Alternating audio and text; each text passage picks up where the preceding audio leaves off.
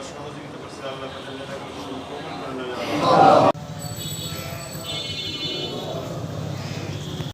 রব্বুল আলামিন সে বিদেশে রয়েছে আল্লাহ তাকে সেই সালামতে আল্লাহ দেশে ফিরে দোয়া করব। আমাদের ভারপ্রাপ্ত চেয়ারম্যান জনাব তারেক রহমান, ওনাকে সসম্মানে দেশে ফিরিয়ে আনা হোক এবং সেই দাবিটা অতি সত্বর বাস্তবায়ন করা হোক। এই বর্তমান কেয়ারটেকার গভর্নমেন্টকে আমরা এই দাবি জানাই।